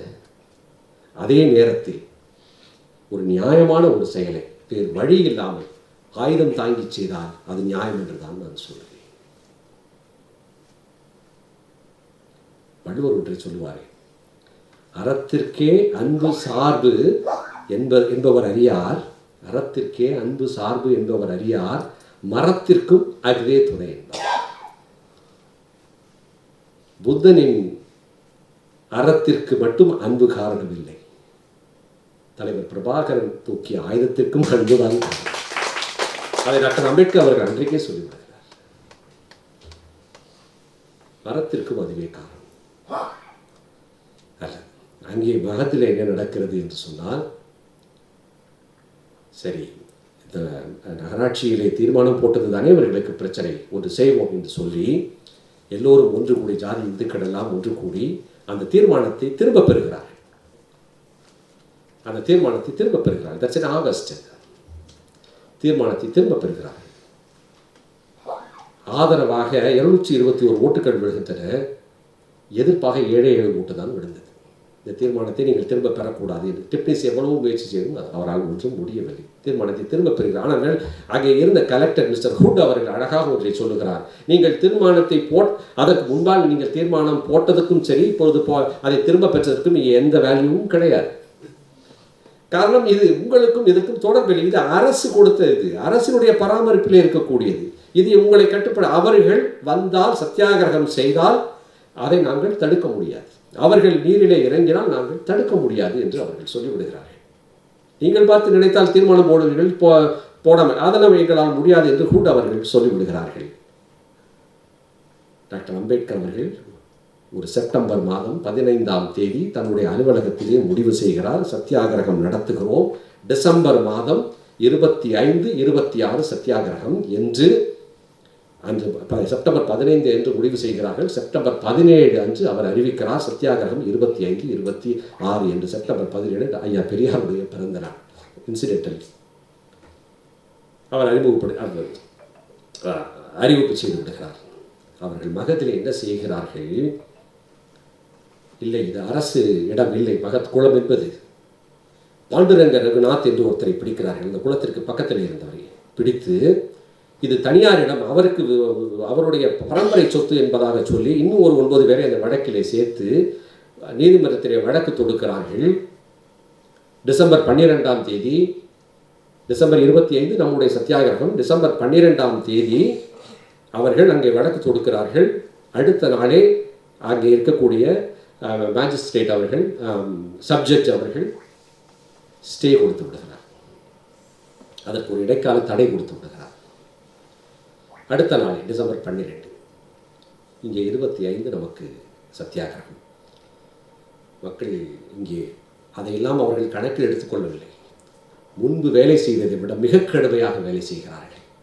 ஒவ்வொரு கிராமங்களுக்கும் போய் உட்கார்ந்து கூட்டங்கள், மக்களும் முதல் மகத்திலே அந்த சம்பவத்திற்கு பிறகு பெரும்பாலான மக்கள் பிச்சை எடுப்பதை நிறுத்திவிட்டார்கள். ஒரு சுயமரியாதையோட வாழ்க்கையை வாழ வேண்டும் என்பதற்காக பிச்சை எடுப்பதை அவர்கள் நிறுத்திவிட்டார்கள். செத்த மிருகங்களை தூக்க மாட்டோம் என்று முடிவு செய்து விட்டார்கள். அப்படி இருக்கக்கூடிய மக்கள் இப்பொழுது ஒரு சத்தியாகிரகம் நடக்கப் போகிறது என்று சொன்னால் ஒரு பெரும் எழுச்சியோடு மக்கள் காத்துக்கொண்டு கிடக்கிறார்கள். எப்பொழுது நடக்கப் போகிறது என்று மக்கள் காத்திருக்கிறார்கள். 25 என்று அறிவித்த பிறகு மக்கள் மிகப்பெரிய எழுச்சியோடு காத்திருக்கிறார்கள். 25ஆம் தேதி நடக்கப் போகிறது. 24ஆம் தேதி டாக்டர் அம்பேத்கர் அவர்கள் மும்பையிலிருந்து கிளம்புகிறார். மும்பையிலிருந்து தன்னுடைய தோழர்களோடு கிளம்புகிறார். அதை படகிலே ஏறி உட்கார்கிறார். அவர் படகிலேயே உட்கார வைத்து விட்டு, இந்த இடத்திலே வேறு ஒரு கதையையும் நாம் பார்த்து விடுவது நல்லது. காரணம், நமக்கு இதுவரை சொல்லப்பட்ட கதைகளும் நாம் எவையெல்லாம் மிகப்பெரிய உண்மைகள் என்று ஏற்றுக்கொண்ட அந்த மெட்டா நரேட்டிவ்ஸ் என்ன என்பதை நாம் தெரிந்து கொள்ள வேண்டும். தயவு செய்து நான் எதுவும் கிண்டல் செய்வதற்கோ கேலி செய்வதற்கோ இல்லை ஒரு டங்கின் சீக்காகவோ நான் இதை பேசவே இல்லை. இது உண்மையிலே மிஸ்டர் தாமஸ் வெப்பர் என்பவர் எழுதிய புத்தகத்திலிருந்து எடுத்த செய்திகள். சத்தியாகிரகம் என்று சொன்னாலே நாம் எல்லோருக்கும் நினைவுக்கு வருவது காந்தியார் நடத்திய உப்பு சத்தியாகிரகம். அந்த உப்பு சத்தியாகிரகத்திலே என்ன நடந்தது என்பதையும் நாம் கொஞ்சம் தெரிந்து கொள்ள வேண்டும். சில நிமிடங்கள் அதை பார்த்துவிட்டு டாக்டர் அம்பேத்கரிடம் திரும்பவும் வருவோம். உப்பு சத்தியாகிரகம் என்பது நம்மை பொறுத்தவரை நமக்கு சொல்லப்பட்ட கதை என்னவென்று சொன்னால், வெள்ளையர்கள் உப்பின் மீதும் வரி விதித்தார்கள். உடனே காந்தியார் அதை எதிர்த்து உப்பு சத்தியாகிரகம் நடத்தினார். தண்டிக்கு யாத்திரை போனார். தண்டிக்கு அவர் யாத்திரை போனார். மார்ச் மாதம் 12ஆம் தேதி தொடங்கி ஏப்ரல் 6ஆம் தேதி வரை அந்த தண்டி யாத்திரை 1930. நம்முடைய மகன் 1927, அது 30லே நடந்தது. ஆனால் அந்த சம்பவங்களை மட்டும் நாம் ஒப்பிட்டு பார்ப்பது சிறப்பாக. காந்தியார் அந்த தண்டி யாத்திரையை அவர் மேற்கொள்ளும் போது அதை அறிவித்த உடனேயே ஒட்டுமொத்த இன்டர்நேஷ்னல் மீடியா, இந்தியன் மீடியா அத்தனையுமே அதன் மீது கவனம் செலுத்துகிறது. காந்தியார் உப்பு சத்தியாகிரகம் துவங்க போகிறார் என்று. ஆனால் உண்மை என்ன தெரியுமா தோழர்கள்? இது நடந்தது 1930. வெள்ளைக்காரர்கள் உப்பு மீது வரி விதித்தது 1885லேயே அவர்கள் உப்பின் மீது வரி விதித்து விடுகிறார்கள். அதை எதிர்த்து அப்போதே கோபாலகிருஷ்ண கோகலே போராட்டம் நடத்துகிறார்.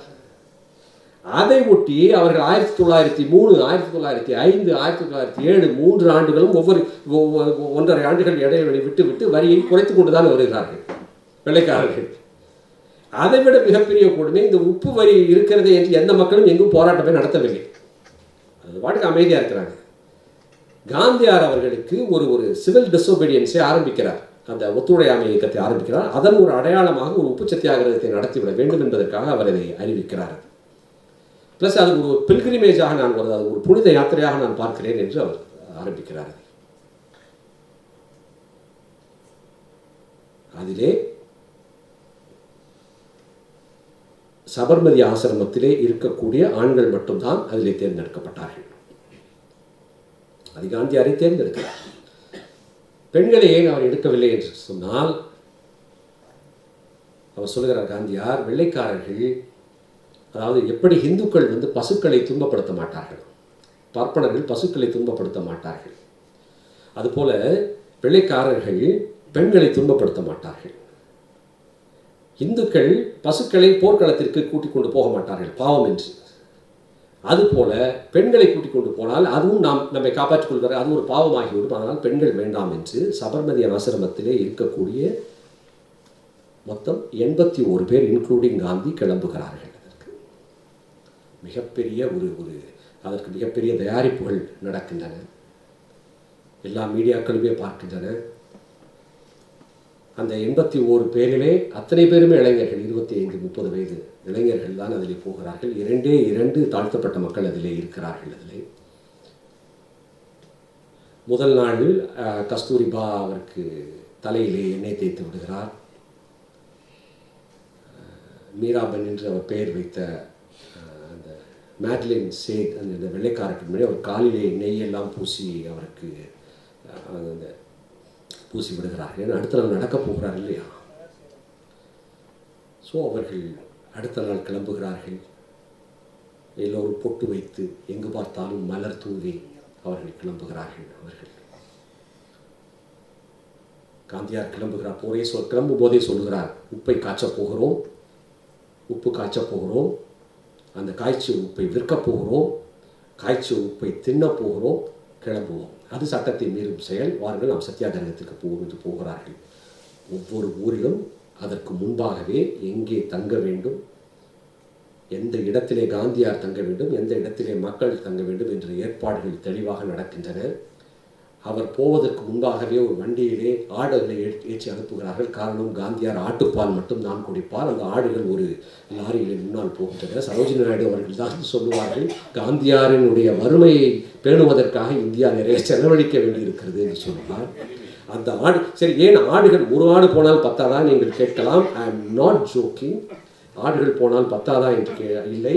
அந்த இடத்திலே மொத்த ஆடுகளை ஒரு 5-6 ஆடுகளை இறக்குவார்கள். அவருடைய காந்தியாருடைய அசிஸ்டன்ட் அந்த பியாரிலால் என்பவர் வந்து பார்த்து அந்த ஆடு ஓகே என்று சொன்னால் அந்த ஆட்டிலிருந்து அவர்கள் பால் எடுப்பார்கள். I am not jogging. அந்த பாலை எடுத்துத்தான் அவர் குடிப்பார். அதன் பிறகு அங்கே இருக்கக்கூடியவர்களுக்கு கிச்சடி, நெய், தயிர் அத்தனையும் வழங்கப்படுகிறது.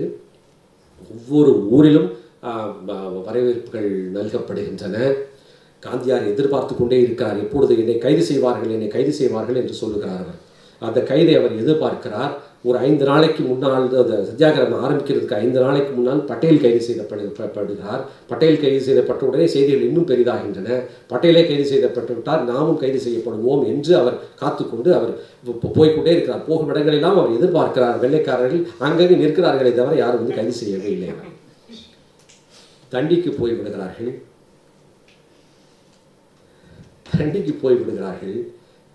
தண்டிக்கு போய் அந்த கடற்கரையில் நின்ற உடனே காந்தியார் குடு என்று அந்த ஒரு மேலே ஒன்றும் அந்த ஒரு கோவணத்தை மட்டும் கட்டிக்கொண்டு அந்த கடலுக்குறை இறக்குகிறார்.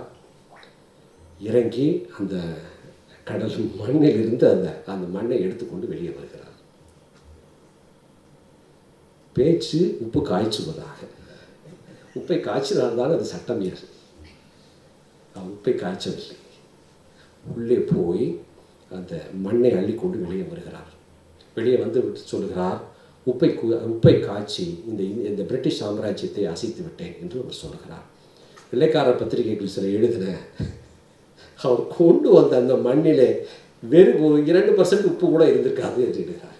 அது ஒரு கருப்பு மண், கடலில் எடுத்து வந்த மண். அது உடனே எல்லோரும் அங்கே சரோஜினி நாயுடு வந்து விடுகிறார். உலகமே மிக புகழ்ந்து பேசுகிறது. இப்பொழுது கூட நீங்கள் பார்த்தீர்கள் என்று சொன்னால் காந்தியார் உப்பு அள்ளுவது போல சில படங்கள் இருக்கும். ஆனால் அது தண்டியில் எடுத்தது கிடையாது. அங்கே ஃபோட்டோகிராஃபர்ஸ் வரலை. ஸோ என்ன பண்ணுறாங்க, ஒரு 25 கிலோமீட்டருக்கு அடுத்து பீம்ராட்னு ஒரு ஊர் இருக்குது. அங்கே போகிறப்ப தே எனாக்டட் இட் அகைன். அதை காந்தி குனிந்து உப்பை உண்மையிலேயே அள்ளுவது போல ஒரு படம் இருக்கு. அதுதான் படம். ஆனால் ஒரிஜினலாக அந்த உப்பு சத்தியாகிரகத்தில் அவர்கள் ஃபோட்டோகிராஃபி இல்லை. அது ஸோ அவர் சட்டத்தையும் மீறவில்லை, அதனால் அவர்கள் கைதும் செய்யவில்லை. இதுதான் காந்தியார் நடத்திய அந்த சத்தியாகிரகம். இதை நான் வேடிக்கைக்காக சொல்லவில்லை. இதை நாம் இதுவரை புரிந்து வைத்திருக்கக்கூடிய எதையெல்லாம் மிகப்பெரிய தியாகம், எதையெல்லாம் மிகப்பெரிய போராட்டம் என்று நினைத்து கொண்டிருந்தோமோ அதை மனதில் வைத்துக்கொண்டு திரும்பவும் மகத்துக்கு வருவோம். டாக்டர் அம்பேத்கர் அவர்கள் கப்பலில் ஏறி உட்கார்ந்து விட்டார். மகத்திற்கு வருகிறார்கள். 25ஆம் தேதி அந்த சத்தியாகிரக போராட்டம். 24 அவர்கள் கிளம்புகிறார்கள். 25 காலை அவர்கள் தாஸ்கோவான் என்கிற அந்த ஒரு இடத்திற்கு வருகிறார்கள். வந்த உடனேயே அங்கே இருக்கக்கூடிய கலெக்டர் மற்றும் அங்கே இருக்கக்கூடிய சூப்பரிண்டென்டென்ட் ஆஃப் போலீஸ் எல்லோருமே டாக்டர் அம்பேத்கர் அவர்களை போய் பார்த்து, கொஞ்சம் தயவு செய்து எங்களோடு வாருங்கள், உங்களோடு நாங்கள் பேச வேண்டும் என்று சொல்கிறார்கள். உடனே அவரும் சகசர புத்தே டாக்டர் அம்பேத்கர் அவர்களுடைய எய்ட், அவருடைய நண்பர், இருவரும் அந்த கலெக்டர்களோடு அவர் போகிறார்கள். அவர்களுடைய வாகனத்திலே போகும்பொழுது சொல்லுகிறார், அமைதியாக மக்கள் அங்கே காத்து நிற்கிறார்கள். தாஸ்கோவானிலேயே மக்கள் 3000 பேர் நிற்கிறார்கள். அமைதியாக போய் அரங்கத்திலே போய் இருங்கள் என்று சொல்லிவிட்டு அவர் போகிறார். இவர்கள் இங்கே வந்து விடுகிறார்கள். கலெக்டரோடு பேசுவதற்காக அவர்கள் வந்து விடுகிறார்கள். அங்கே பேசி முடித்துவிட்டு அன்றைக்கு அந்த சத்தியாகிரக மாநாடு 5 மணிக்கு ஆரம்பிக்கிறது. 5 மணிக்கு டாக்டர் அம்பேத்கர் அவர்கள் பேசுகிறார். அதிலே தான் அவர் மிக அழகான உரையை அவர் ஆற்றுகிறார். இந்த பிற்படுத்தப்பட்ட மக்கள், இந்த ஜாதி இந்துக்கள் நம்மை காப்பாற்றுவார்கள் என்று நினைத்திருந்தோம். நாம் செய்யும் செயல்களுக்கெல்லாம் அவர்கள் உறுதுணையாக இருப்பார்கள் என்று நாம் நினைத்திருந்தோம். அவர்கள் செய்யவில்லை. காரணம், அவர்கள் தண்ணீர் தீட்டாகிவிடும் என்பதற்காக அவர்கள் இதை செய்யவில்லை. அவர்களுடைய வர்ணமும் ஜாதியும் தீட்டாகிவிடும் என்பதற்காக அவர்கள் அதை செய்கிறார்கள். அவர்கள் வர்ணத்தால் கட்டப்பட்டு இருக்கிறார்கள். அந்த வர்ணத்தை மீறினால் அவர்களுடைய சமூக தகுதியை இழந்து விடுவோம் என்று அவர்கள் நினைக்கிறார்கள். They are set in a steel frame of caste system என்று சொல்கிறார். இது ரொம்ப முக்கியமான வார்த்தை. ஒரு இரும்பு ஒரு இரும்பு சட்டகத்திற்குள், ஜாதி என்கிறது இரும்பு சட்டகத்திற்குள் இந்துக்கள் அடைக்கப்பட்டிருக்கிறார்கள் என்று சொல்லிவிட்டு சொல்லுகிறார், இப்பொழுது நாம் அங்கே போய் தண்ணீர் குடிக்க போகிறோம். சத்தியாகிரகத்தின் வழியாக தண்ணீர் குடிக்க போகிறோம் என்றால் அந்த தண்ணீரை குடித்து நாம் 100 ஆண்டுகள் வாழப்போகிறோம் என்பதற்காக நாம் போகவில்லை. இல்லை குடித்துத்தான் ஆவோம் என்கிற பிடிவாதத்திற்காகவும் போகவில்லை. உங்கள் யாருக்கும் நாங்கள் குறைந்தவர்கள் என்கின்ற சமத்துவத்திற்காக நாம் போகிறோம் சொல்லிவிட்டு சொல்கிறார். இப்படி ஒரு தலைவன் இந்த தேசத்திற்கு கிடைக்க மாட்டான். சொல்லுகிறார், நாம் அதற்காக மட்டும் போகவில்லை. நம்மை தீண்டத்தகாதவர்கள், தாழ்த்தப்பட்டவர்கள் என்று சொல்லுகிறார்களே அந்த ஜாதி இந்துக்கள், அப்படி சொல்வதால் அவர்களும் அறம் தாழ்ந்து இருக்கிறார்கள். ஒருவன் என்னை அடிக்கிறான் என்று சொன்னால் நான் அடி வாங்குகிறேன், ஆனால் அடிப்பவனுக்கு அறம் தாழ்ந்து விடுகிறது இல்லையா? அறம் தாழ்ந்து இருக்கிறார்கள்.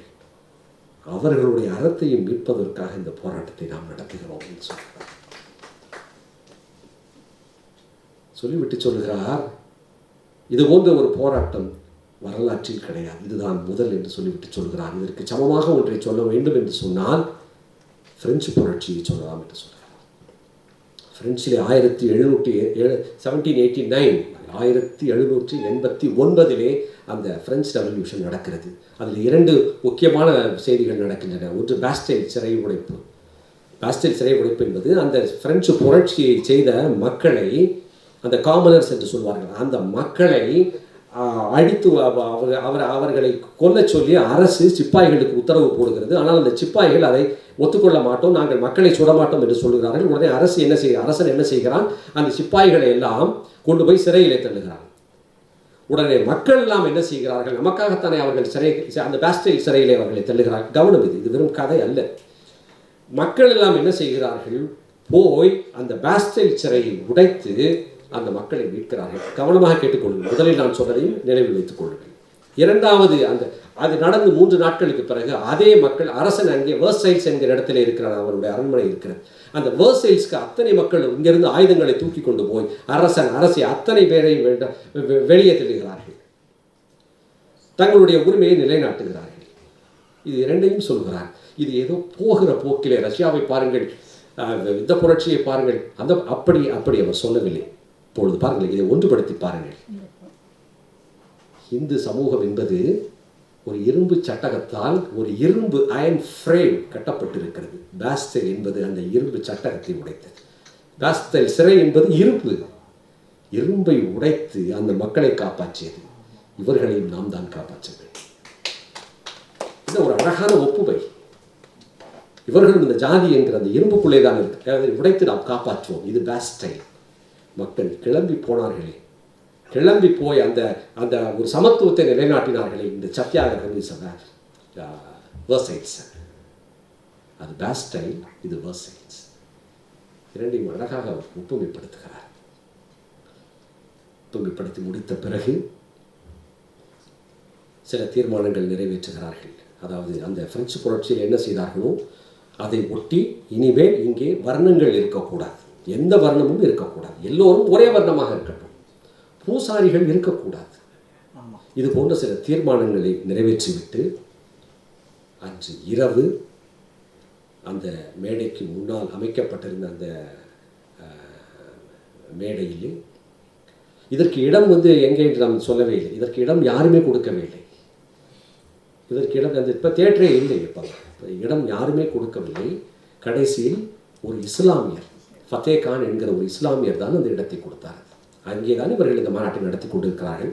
வெளியே ஒரு சிறு ஒரு மணல் மேடு குவிக்கப்பட்டு அந்த இடத்திலே சகஸ்ரபுத்தே அவர்கள் சூத்திரர்களை எங்கெல்லாம் மனுஸ்மிருதி இழிவாக பேசுகிறதோ அந்த வசனங்களை அவர் வாசிக்கிறார்.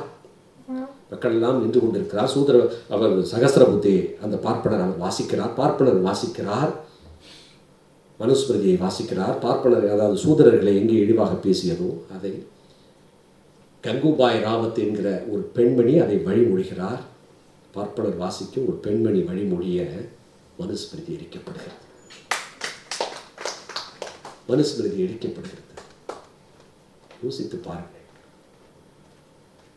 ஒரு தண்ணீர், சாதாரண தண்ணீர் கெட்டு போனோம். அது ஒரு சாதாரண அந்த முதல் அதில் நடந்தது மக்களுடைய பொருளாதாரத்திற்கும் கல்விக்காகவும் கேட்டோம். ஆனால் பிரச்சனை அங்கே இல்லை. பிரச்சனை இங்கே இந்த வர்ணத்திலே இருக்கிறது. இந்த வர்ணத்தின் காரணமாகத்தான் இந்த ஜாதி இந்துக்கள் இப்படி நடந்தார்கள். இந்த வர்ணத்தை தாங்கி பிடிப்பது இந்த மனுஸ்மிருதி. மனுஸ்மிருதியை எரித்தார்கள். அதுதான் அடையாளம். மனுஸ்மிருதி அன்றைக்கு எடுத்து விட்டார்கள். அன்றையோடு விழா முடிந்தது. அடுத்த நாள் ஒன்று கூடுகிறார்கள். டாக்டர் அம்பேத்கர் அவர்கள் உரையாற்றுகிறார். நாம் சத்தியாகிரகம் செய்யத்தான் போகிறோம். நேற்று என்னை கலெக்டர் அழைத்து, இது வேண்டாம், இப்பொழுது இது அவர்கள் தடை உத்தரவு வாங்கிய பிறகு நாங்கள் அதை செயல்படுத்த வேண்டும். இப்பொழுது நீங்கள் அதை மீறி சத்தியாகிரகம் செய்தால் நீங்கள் எங்களை எதிர்ப்பது போல ஆகிவிடும் அது. அதனால் இது வேண்டாம் என்று அவர் கேட்டார். நான் சொல்லிவிட்டேன், முடியாது, சத்தியாகிரகம் நடத்தித்தான் ஆவேன் என்று நான் சொல்லிவிட்டேன். நீங்கள் என்ன சொல்லுகிறீர்கள்? மக்களை பார்த்து கேட்கிறார். மக்கள் எல்லோருமே சொல்லுகிறார்கள், நாங்கள் சத்தியாகிரகம் செய்துதான் ஆவோம். நீங்கள் கைது செய்யப்படுவீர்கள், பரவாயில்லை, நாங்கள் கைது செய்யப்படட்டும். நீங்கள் துன்பப்படுவீர்கள், பரவாயில்லை, நாங்கள் துன்பப்படுகிறோம். எல்லோரும் நாங்கள் சத்தியாகிரகம் செய்துதான் ஆவோம் என்று அவர்கள் சொல்லிவிடுகிறார்கள். சரி, சத்தியாகிரகம் செய்யலாமா என்பதற்கு ஏதாவது ஓட்டு எடுங்கள் என்று சொன்னபோது 3884 பேர் சத்தியாகிரகம் செய்வோம் என்று ஓட்டு போடுகிறார்கள். ஓட்டு எடுத்தால் அந்த ஹெட் கவுண்ட் ஆகும். சரி, சத்தியாகிரகம் செய்வது நல்ல என்று முடிவு செய்து விட்டாகிவிட்டது.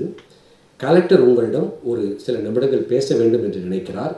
அவரை உங்களிடம் சில பேச வைக்கிறேன் என்று கலெக்டர் ஒரு 5 மணிக்கு வருகிறார். கலெக்டர் ஹூட் அவர்கள் வந்து பேச வருகிறார். அவர் எடுத்து சொல்லுகிறார். திரும்ப டாக்டர் அம்பேத்கர் அவர்களிடம் சொன்னதைத்தான் அவர் சொல்லுகிறார். நான் அரசு உங்களுக்கு எவ்வளவோ செய்வதற்காக காத்து கிடக்கிறது. உங்களுக்கு நாங்கள் அத்தனை உதவிகளும் செய்கிறோம். ஆனால் எங்களை நீங்கள் எதிர்த்து சிறைக்கு போனால் இது அவர்கள் ஒரு தடையை வாங்கி விட்டார்கள். இப்போ சட்ட பிரச்சனையாக்கி விட்டார்கள். நீங்கள் உள்ளே போனால் அதற்கு நாங்கள் உங்களுக்கு எந்த உதவியுமே செய்ய முடியாது. உங்கள் பக்கம் நாங்கள் இருக்கிறோம். இந்த தடை உத்தரவு போகட்டும், நாம் அந்த தண்ணீரை அருந்துவோம், அத்தனையும் நாங்கள் செய்கிறோம் என்று அவர் சொல்லுகிறார். மக்கள் கேட்கவில்லை. இல்லை, நாங்கள் சத்தியாகிரகம் போவோம் என்று மக்கள் சொல்லிவிடுகிறார்கள். சரி, அன்றைக்கு முடிந்தது. நாளை காலை நாம் முடிவு செய்து கொள்வோம் என்று அது முடிவுக்கு வருகிறது. அன்று இரவு எல்லோரும் உட்கார்ந்து பேசுகிறார்கள். டாக்டர் அம்பேத்கர் அவர்கள், சித்திரை அவர்கள், சாம்பாஜி கெய்க்வாட் அவர்கள் எல்லோருமே உட்கார்ந்து பேசுகிறார்கள். என்ன செய்யலாம் என்று யோசித்து அப்பொழுது பல பேர் சொல்லுகிறார்கள். அவர்கள் இருக்கக்கூடிய பல பேர் ரிட்டையர்டு ஆர்மி பர்சன்ஸ். அவங்க பழைய ஆர்மியில் இருந்தவங்க. ஒருவேளை சிறைக்கு போனால் அவங்களுடைய பென்ஷன் முழுக்க அப்படியே நின்று போயிடுவது. அவங்களுக்கு கிடைக்கக்கூடிய உதவிகள் அத்தனையுமே நின்று போய்விடுவது. அதையும் சில பேர் சொல்லுகிறார்கள். எல்லாவற்றையும் கேட்டுவிட்டு டாக்டர் அம்பேத்கர் அவர்கள், சரி, இப்பொழுதைக்கு நாம் சத்தியாகிரகத்தை நிறுத்தி வைப்போம் என்ற முடிவுக்கு அடுத்த நாள் காலை அதை அறிவிக்கிறார். மக்களிலே நாங்கள் ஒத்துக்கொள்ள மாட்டோம், சத்தியாகிரகத்திற்கு செய்வோம் என்று கூட சொல்லுகிறார்கள். டாக்டர் அம்பேத்கர் அவர்கள் சொல்லுகிறார், இதை நான் தான் ஆரம்பித்தேன். அரசு நமக்கு எவ்வளவோ உதவிகள் செய்வதாக சொல்லுகிறது. இப்பொழுதைக்கு இதை நாம் நிறுத்தி வைப்போம். இப்பொழுது உங்களுக்கு ஒரு புதிய ஒரு உணர்வு கிடைத்திருக்கிறது, புதிய ஒரு வேகம் கிடைத்திருக்கிறது. அதை உடனே நீங்கள் பயன்படுத்த வேண்டும் என்று துடிக்கிறீர்கள். அது எனக்கு புரிகிறது. அந்த வேகத்தை பத்திரப்படுத்தி வைப்போம். சில நாட்களுக்கு பத்திரப்படுத்தி வைப்போம். என்னை கேலி செய்வார்கள், உங்களை கூட ஒன்றும் என்னை செய்துவிட்டு போகட்டும், அதை பற்றி எனக்கு கவலை இல்லை. ஆனாலும் எனக்கு எது மகிழ்ச்சி தெரியுமா? நான் சொல்லியும் கூட போவோம் என்று நீங்கள் துடிக்கிறீர்கள் பாருங்கள். என்னை விட 4 அடி முன்னால் என் மக்கள் போகிறார்கள் என்று நினைப்பதுதான் எனக்கு ஒரு மிகப்பெரிய மகிழ்ச்சி. இருந்தாலும் தாழ்மையோடு உங்களை கேட்டுக்கொள்கிறேன், இப்பொழுதைக்கு இதை நாம் நிறுத்தி வைப்போம் என்று சொல்கிறார். மக்கள் ஒத்துக்கொள்கிறார்கள். அந்த சத்தியாகிரகம் அப்படியே நிறுத்தி வைக்கப்படுகிறது. ஆனாலும் சரி, குறைந்தபட்சம் ஒரு ஊர்வலமாவது நாம் சாவ்தார் குளத்திற்கு போவோம் என்று முடிவு செய்கிறார்கள். போவோம், எல்லாம் முடிவு செய்கிறார்கள். தண்ணீர் இறங்கி குடிக்க வேண்டாம், லெட்ஸ் கோ டு சாவ்தார் டேங்க் என்று முடிவு செய்கிறார்கள். டாக்டர் அம்பேத்கர் அவர்கள் முன்னால் நிற்கிறார். பின்னால் மக்கள் 4 பேராக நிற்கிறார்கள். பஞ்சைகள், பராரிகள். இங்கே ஒன்றும் அவர்கள் நெய்யும் பாலும் சாப்பிட்டு விட்டு அந்த ஊர்வலத்துக்கு வரவில்லை. தண்டி ஊர்வலம் எங்கே ஆரம்பித்தது என்று கேட்டால் சொல்லலாம், சபர்மதி ஆசிரமத்திலே ஆரம்பித்தது, தண்டியிலே முடிஞ்சது என்று சொல்லலாம். ஆனால் இந்த சத்தியாகிரகம் இந்த மண்டபத்தில் ஆரம்பித்து சால்தாரிலே முடியவில்லை. கவனம் நண்பர்களே, இந்த மண்டபத்தில் இங்கே வருவதற்கு முன்பாகவே, ஒரு வாரம் 10 நாட்களுக்கு முன்பாகவே ஏதோ ஒரு கிராமத்தில் இருந்து கிட்டத்தட்ட 165 கிலோமீட்டர் தூரம் எந்த வாகனமும் இல்லாமல் தரை வழியாகவே வெயிலிலும் கல்லும் மணலிலும் நடந்து அன்றைக்கே அந்த சத்தியாகிரகம் ஆரம்பித்து அந்த மக்கள் வந்து பின்னால் நிற்கிறார்கள். போட்டுக்கொள்வதற்கு உடை இல்லை, கிழிந்து தொங்குகிறது. நடக்கிறார்கள். 4 பேராக நடக்கிறார்கள். முன்னாள் டாக்டர் அம்பேத்கர் அவர்கள் போய்கொண்டிருக்கிறார். பெண்கள் குழந்தைகளை தூக்கி கொண்டு நடக்கிறார்கள். ஆண்கள் தங்களுடைய பிள்ளைகள் எல்லாம் தோள்களிலே தூக்கி உட்கார வைத்து நடக்கிறார்கள். எனக்கு தெரியவில்லை, அவர்கள் பாரம் தாங்காமல் அவர்கள் தோள்களிலே தூக்கி வைத்திருக்க மாட்டார்கள். மகனே, என் அப்பனுக்கு கிடைக்காதது எனக்கு கிடைக்காதது, உனக்கு அங்கே பார், உனக்கு ஒரு தலைவன் கிடைத்திருக்கிறான், என் தோளிலே உட்கார்ந்து பார், உன் தலைவன் உனக்கு தெரிவான், அவன் தானடா உன் தலைவன் என்று அவர்கள் காட்டிக்கொண்டே போகிறார்கள். முதல் நாள் நீ சத்தியாகிரகம் செய்யலாம் என்று சொன்ன போதும் அவர்கள் செய்யலாம் என்றார்கள். அடுத்த நாள் வேண்டாம், இப்பொழுதைக்கு நிறுத்தி வைப்போம் என்று அந்த தலைவன் சொன்ன போதும் அவர்கள் போகிறார்கள். எனக்கு அவர்கள் மகர்களாக தெரியவில்லை, ஈழத்திலே சமராடிய எங்கள் மாவீரர்களாக தெரிந்தார்கள். ஒரு தலைவனின் சொல்லுக்காக எனக்கு அவர்கள் சாதாரண மக்களாக தெரியவில்லை. எங்கள் குமரப்பா, புலேந்திரன், அப்துல்லா, ரகு, நளன், பழனி, திலீபன், எங்கள் இசைப்பிரியா, அத்தனை பேரும் அந்த கூட்டத்திலே நடந்து போவது போல் எனக்கு தோன்றியது. போய்கொண்டே இருக்கிறார்கள். 4 பேராக அந்த கூட்டம் போய்கொண்டே இருக்கிறது. அந்த குளம் சதுரமான குளம். இது உலகத்தின் ஒரு அதிசயம். இது கேளுங்கள். அந்த குளத்தின் அந்த அந்த நுழைவாயிலே நிற்கிறார்கள். யாருமே சொல்லிக் கொடுக்கவில்லை. கவனம், யாருமே சொல்லிக் கொடுக்கவில்லை. அந்த 4 போனவர்கள் 2 பிரிகிறார்கள். 4 இருக்கிறார்கள். அந்த நுழைவாயிலுக்கு போன உடனே 2 பிரிகிறார்கள். இந்த வரிசை இப்படி போகிறது, அந்த 2 இப்படி போய் அப்படி போகிறது. அதாவது ஒரு பக்கம் சுற்றினால் கூட ஒரு இடம் காலியாக இருக்கும். இந்த குளத்தை நாங்கள் வளைக்கிறோம். இந்த பக்கம் 2 பேர், இந்த பக்கம் 2 கூட்டம், இருவரும் ஒன்றாக போகிறார்கள். ஒரு பெரிய ஒரு இராணுவம் போல நடந்து போகிறார்கள். ஒரு இடத்தில் இருவரும் ஒன்றாக சந்திக்கிறார்கள். தலை தாழ்த்தி வணங்கி திரும்பவும் இந்த பக்கமும் வருகிறார்கள். அது ஊர்வலம் அல்ல, ஊடறுத்து தாக்கியது. அது இயல்பாக நடந்தது. போரெனில் இதுபோல் புண்ணிய திருப்போர் பாரெனில் ஒன்று பார்த்திடற்கு எளிதோ என்றான் பார். இப்படி ஒரு புண்ணிய திருப்போரை இந்த உலகம் கட்டதில்லை. அவர்கள் சுற்றிவிட்டு அப்படியே வந்து கலைகிறார்கள். அந்த சத்தியாகிரகம் அதுதானது. அந்த சத்தியாகிரக போராட்டம் முடிவுக்கு வருகிறது. அதன் பிறகு 2 முக்கியமான நிகழ்வுகள் நடக்கின்றது. ஒன்று, இது 1927 29 சாம்பாஜி கெய்க்வாட் அவர்களுடைய புதல்வன் 25 வயது ஒரு இளைஞன் அடிபட்டான் என்று நான் சொன்னேன். தலையிலே அடிபட்டது, தலையிலே செப்சிஸ் வந்தது என்று சொன்னேன். அந்த இன்ஃபெக்ஷன் வந்தது. அவன் இறந்து விடுகிறான். அந்த இளைஞன் இறந்து விடுகிறான்.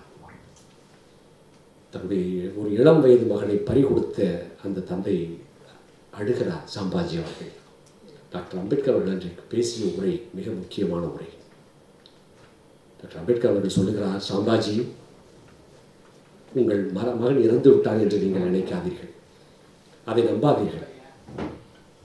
இந்த இடத்திலே நின்று கொண்டிருப்பது பீம்ராவ் அல்ல, இந்த இடத்திலே உங்களுடைய பிகாஜி நின்று கொண்டிருக்கிறான் என்று நீங்கள் நினைத்துக் கொள்ளுங்கள். அதன் பிறகு அந்த வழக்கு, அந்த தடை உத்தரவு கொடுத்த அந்த வழக்கு தடையை அந்த நீதிபதி திரும்ப பெறுகிறார். நீதிபதி திரும்ப பெறுகிறார் என்பது மட்டும் ஒரு எளிமையாக அதை நான் சொல்லிவிட்டு போய்விட முடியாது. தயவு செய்து ஒரு 4 வரி தான் இருக்கும். அதை ஆங்கிலத்தில் படித்தால்தான் நமக்கு புரியும். அது இந்த போராட்டத்தின் அந்த அந்த வேகம் எப்படிப்பட்டது, அவர்களுடைய நியாயத்தை எப்படி மக்கள் உணர்ந்து கொண்டார்கள் என்பதை நாம் புரிய முடியும். அந்த ஜட்ஜ் எழுதுகிறார், தீர்ப்பு தடை உத்தரவை நான் விலக்கிக் கொள்கிறேன் என்ற ஒற்றை வார்த்தையில் அவர் முடித்துவிட்டு போயிருக்கலாம். அந்த நீதிபதி எழுதுகிறார், I cannot conclude this order without expressing my regret at the inconvenience and the hardship caused to the defendants by the injunction granted by me. நான் ஒரு தடை உத்தரவு கொடுத்ததால் நீங்கள் எவ்வளவு துன்பத்திற்கு ஆளாகிறீர்கள் என்பதற்காக நான் வருத்தப்படுகிறேன். அது ஒரு டெம்பரவரி, அதாவது ஒரு தற்காலிகமான ஒரு தடை தான். ஆனால் இதில் ஜட்ஜ் எடுத்துக்கிறார், ஆனால் காலகாலமாக அடிமைப்பட்டு ஒரு அநீதிக்கு ஆளான மக்களுக்கு அந்த இடைக்கால தடை உத்தரவும் ஒரு கனமாக ஆகிவிட்டது என்பதற்காக நான் வருந்துகிறேன் என்று எழுதுகிறார். அந்த வழக்கை நடத்தியவர் டாக்டர் அம்பேத்கர் அவர்கள். அப்படி அந்த அந்த தீர்ப்பு வருகிறது. அதன் பிறகு திரும்பவும் அவர்கள் உயர்நீதிமன்றம் போய் தடை வாங்குகிறார்கள். 1927 முடிந்த அந்த நடந்த அந்த நிகழ்வுக்கு திரும்பவும் அவர்கள் தடை உத்தரவு வாங்குகிறார்கள். 1937 தான் அந்த வழக்கு முடிகிறது. தண்ணீர் குடிக்கலாம் என்கிற அந்த தீர்ப்பு வருகிறது. அருமை நண்பர்களே, அந்த 1937 நடந்த வழக்கு என்பது வெற்றி என்று சொல்வதை விட ஒரு வெட்கம் என்று தான் நாம் சொல்ல வேண்டும். நமக்கு அது வெட்கம்.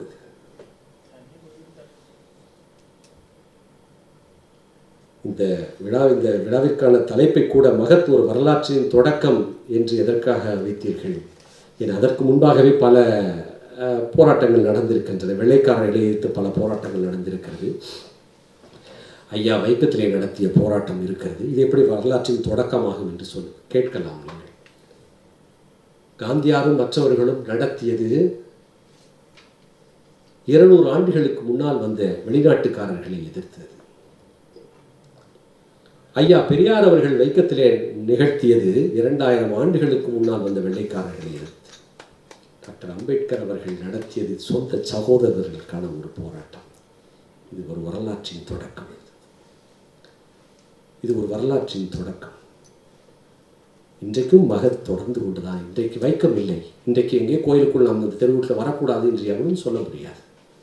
இன்றைக்கு வெள்ளைக்காரர்கள் இல்லை, ஆனால் மகத் இன்றைக்கும் இருக்கிறது.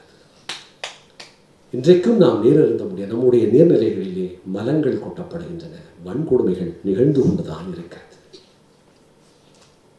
மகத் தொடர்ந்து கொண்டுதான் இருக்கு. ஒன்று தெரியுமா உங்களுக்கு? 2016 ஆண்டு அதே மகத்தில் பாரத் கோகலே என்கிற அந்த ஊரினுடைய 4 முறை எம்எல்ஏவாக இருந்தவர், இன்றைக்கு அவர் மகாராஷ்டிரத்தினுடைய மந்திரியாக இருக்கிறார். அவர் இதே போன்ற ஒரு மார்ச் 16 தாழ்த்தப்பட்ட மக்கள் அங்கே போய் அந்த மகத் குளத்திற்குள் இறங்கிவிட்டு வந்த பிறகு இதே போல ஒரு பியூரிஃபிகேஷன் செரிமனியை அவர் நடத்தினார். கேட்டதற்கு ஃபட்னாவிஸ் அவர்கள் இல்லை அவர் ஒரு ஜல பூஜா செய்தார் என்று அவர்கள் சமாளித்தார்கள். மகத் இன்றைக்கும் நடந்து கொண்டுதான் இருக்கு. டாக்டர் அம்பேத்கர் அவருடைய காலத்திலே அந்த ஜாதி பிற்படுத்தப்பட்ட மக்களுக்கும் தலித்துகளுக்கும் இந்தியா முழுக்க மிகப்பெரிய ஒரு எதிரிகளாகத்தான் இருந்திருக்கிறார்கள். தமிழ்நாட்டில் அப்படி ஒன்று இல்லாமல் உனக்கும் பிறவி இழிவு இருக்கிறது, உனக்கும் பிறவி இழிவு இருக்கிறது. அவனை விட, ஒரு தலித்தை விட நீ இன்னும் தாழ்ந்தவன் என்று கட்டமைத்து இருவரையும் ஒரே அச்சில் நிறுத்தியவர் ஐயா பெரியார் மட்டும். பெரியார் அதைத்தான் செய்தார். நீ எந்த விதத்திலும் உயர்ந்தவன் இல்லை, அவனை விட கீழானவன் நீ.